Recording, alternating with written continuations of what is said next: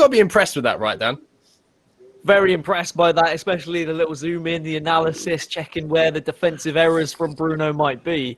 However, in real life, Bruno is a defensive midfielder. So I'm expecting him to be very good in the midfield, knowing which angles to be cutting out, where to be positioning his players, how to dominate the possession, control the game, slow the game down, and whether Bahoui is going to be able to break through that and play his attacking football that he likes to so desperately perform in FIFA. And sorry, my question to you before this game gets underway is, do you think we should set up a similar support group for Mike Labelle when he's attempting kick-ups? Nah, I think like it's gonna be a shame for us, to be honest. He don't have any skills. You hear it there. Once again from a world champion, Mike Labelle has no skills, but two players who have skills on the pitch, NABIL Bahoui and Bruno Guimaraes. Looking forward to this one. Of course, a semi-final place on the line in the Stay and Play Cup. I'm excited to see who goes through on this one. I think you're right, Dan. I think this is going to be a tight affair. I'm really happy you didn't throw me under the bus as well there, Mike. Mark, that means you are a true co-commentator, instead putting Mike in the firing line instead of sending me and my keepy uppies into a Snapchat group. But yeah, this is going to be a pretty explosive game, I would say. I think we will see both players try and dominate the midfield. However, as soon as that first goal goes in, I think there's going to be attack after attack after attack. Bahoui somehow manages to keep the ball in here on the near side and gets inside the box. A couple of drag backs, in the same way that he came in, and maybe slightly guilty of overplaying it there. But sorry, the fact that these guys have got so many skills under their belt, have you been impressed with the general level of play that we've seen so far in the tournament? Yeah, like I did a tournament before, like I was really even surprised with the players. Like whenever I play a player, like I feel like their attack is like okay, good, but mainly their defensive is not the best. But as the last game I've seen, like their defensive level is really good, and I'm hoping to see more and more levels. Well, there's Ronaldo chop there. Here. As yet, the Ronaldo chop comes through, but Bruno from the corner does have a chance to potentially take the lead here, just trying to whip one in, but the keeper manages to bring it down. And we are playing in the 85 rated mode, for those who've just joined us who don't know how it works. I mean, Dasari, have you ever competed in an 85 rated tournament? How do you find that's different from using your usual players in Ultimate Team?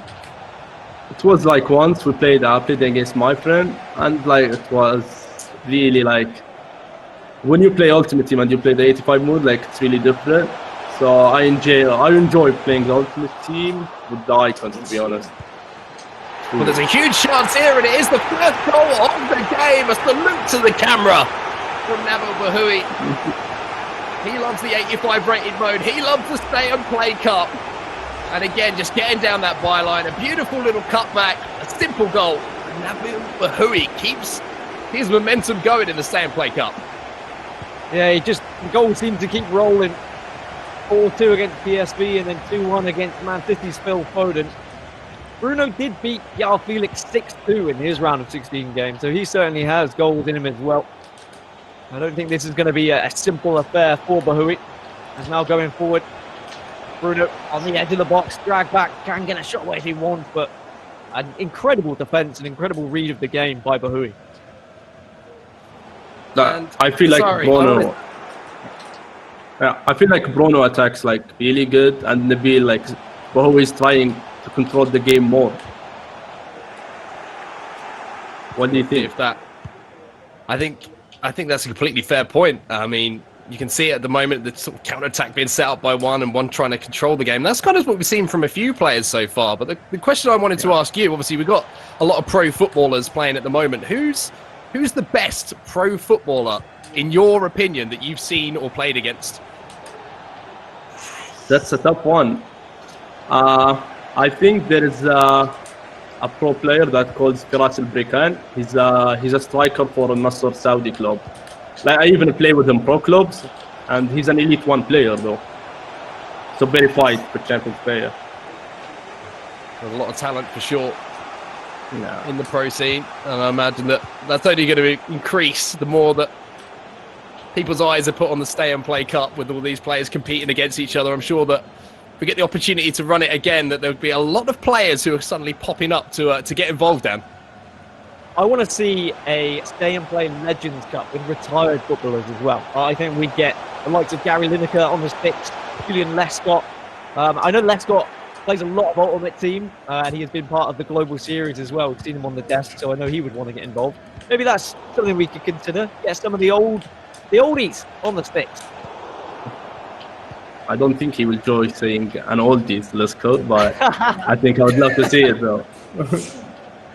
You beat me to it. I was about to say exactly the same thing. Well, even if that is the case, Dan, I'm sure that they've still got more skills in the locker than we saw from you in the kick-up challenge. I'm sorry I had to do it to you, friend, but look, I'm if going we go back to our game now. All right, it was a size 1 football, and if we are on the size 1 leaderboard, I'm winning. That's all that matters. We'll leave it there. They're 1-0 in this game at the moment. Nabil Bahoui still with that goal advantage, but it's been a little bit of a battle of midfield at the moment. No player really being able to get too much of a stronghold on the game. A shot from distance here will be blocked, but who do you think's been on top so far in this game? Is it Bahoui, Dasari that you think with that 1 goal advantage, or do you think that Bruno Guimaraes has had just as much of the play? I think Bruno is now closer to equalize than Nabil to score the 2nd goal. Like I love how Bruno press and like to play forward. So I think he's closer to equalize.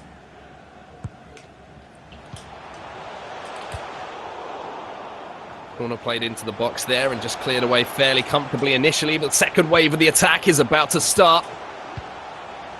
And the 2nd goal here would be absolutely huge. Gets the shot from distance, but off balance. That just flies wide of the target. They've been very open games from what we've seen throughout the majority of this tournament. Dasari, from the games you've seen, there's been a lot of attacking football, but maybe not many players kind of holding on to the ball and trying to keep possession. Just as we watch this one, the keeper does manage to grab it. Do you think that players just want to score goals and they're not thinking about kind of like time wasting or anything like that? I think Bahoui have a little bit of game management, like more than Bruno, obviously.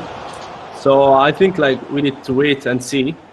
It's just still the first half, so there is plenty of time. Well, here comes the Leon man, Bruno Guimaraes. Great ball on the inside of the defender here. Fake shot tries to get back inside, but I think he'd bet on the defender committing to the tackle. And you have to give some credit there to Nabil Bahoui and standing strong. You could see the disappointment there from Guimaraes, though. He knew that that was just the wrong skill move to go for in that situation. Sometimes your thumbs don't do what you actually wanted them to do, and you don't get the skill move out there you wanted to perform. But at half-time, it's going to be 1-0 to Bahoui, and it seems like his Snapchat research club and his tea sipping has done him a favour. But a close game in terms of possession and shots. Yeah, as you can see, like Bahoui's holding the possession 52 and Bruno with 48 possession. I feel like Bruno is rushing a little bit once he goes up front. So I think like he just calm for a little bit and try to find the best solution. Although I'm loving his quick passing. Yeah, I've been very impressed with his quick passing in and around the box. It's just that final ball a few times, or that final skill move to create the half yard that kind of separates the very best from very good players, should we say. It's still a close game though. Into the second half then of the quarterfinal. And it will be Bruno Guimaraes here stepping forward and for a shot from distance to start the game off. A lot of power in that strike, and the goalkeeper turns it behind Dan. As far as I'm aware, these two clubs have never faced each other in real life, so a chance to make history for one of these players for their clubs against the other. Of course, they won't go down in real football statistics, but we'll pull it down on our own in-game FIFA stats, and we'll know it's happened. But there's the groan of disappointment yet again. Both of these players feeling every single pass, every single through ball that doesn't quite get through. Dasari, how hard is it to kind of keep yourself focused when you are having like disappointing passes or you miss a shot? It's really hard, but like that what makes it the best. You know, like I know like it's a little bit when you get frustrated when you miss a chance or when you miss a pass that leads you to a chance. But like, you still need to be focused, especially when the game is so close and when you face a good player as Bruno. Well, here is the chance for an attack, and again, Guimaraes just can't find that final ball, but maybe a chance here. Traore goes across goal. And the goalkeeper scrambles to get down to make the save and quell the danger just before there might have been a potential rebound opportunity. But again, just on the edge of that box, you have to say that Bruno has looked dangerous. Yeah, he looks really dangerous going forward. He looks like he has this equaliser in his locker. Can he play the ball across here? Is he going to be able to beat the man? It hits the post. Disappointment again for him. Frustration starting to kick in now for Bruno.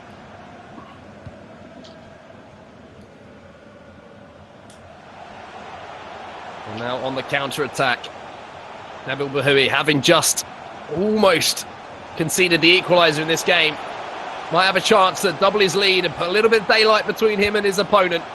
Ball inside the box here, goes onto the left foot, strikes it towards the near post, but a good save from the goalkeeper. Sorry, if you're in a game of FIFA and your opponent is kind of having chance after chance after chance and it feels like they're about to equalise, is that the time when you should be going into the tactics screen and changing a few things up? Yeah, definitely, like 100%. Like, especially like when you're still 1-0 up. I think you should go to more defending formation or more defending tactical. Oh, on the rebound, it is going to count. Nabil Bahoui again salutes the camera, salutes all of the fans at home. A little bit fortunate maybe to fall back to him in the middle of the box, but you have to say he has been pressurising. And now Dasari, what does Bruno Guimaraes do here in the tactics screen? I think he needs to put like a formation with maybe 3 or 4 in the back, but like definitely like 4 or 5 players in the attack. He needs more players in the attack, more players in the opponent field. And maybe to press him more and a little bit just think about the first goal, and the second hopefully will come shortly.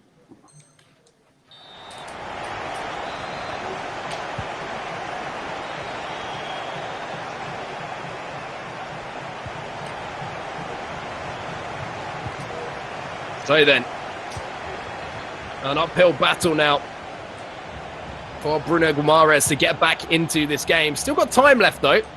Something we should point out here. Plenty of time to create 2 chances. I still don't think it's finished yet. Bruno have time and they have like levels in attacking. So if he scored a goal before 85 minutes, he still can. Game on.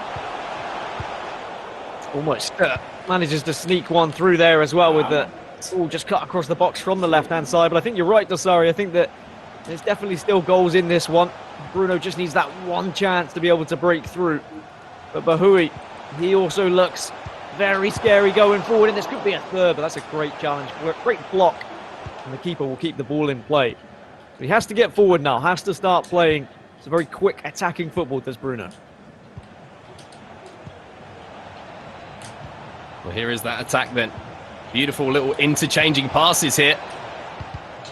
Guimaraes unfortunately couldn't initially get that pass away, and then unfortunately couldn't get the second one away either. And a chance on the counter-attack here. You can see it on this near side for Bahoui. And you have to feel a third goal at this point in the game might be all she wrote for Bruno Guimaraes. Headed back across goal! And Nabil Bahoui is off. He's gone. The celebration is continuing right across his house. He's off to make some more tea. Get into that Snapchat group. Start planning for your next opponent, because you are on your way to the semi-finals of the Stay and Play Cup. It has just been a shining performance yet again from him. And I don't know what it is with these Scandinavian players, but they just seem to be going from strength to strength each game.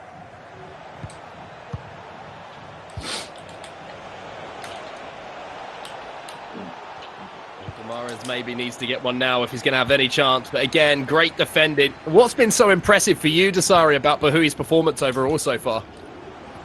Like, Bahoui is playing like mostly in counter-attacks, and like you know how to use it.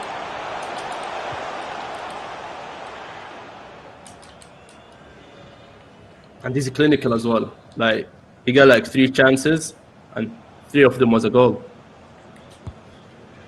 And you can't argue with those statistics. 3 chances, 3 goals. You're going to win a lot of games if that is the case.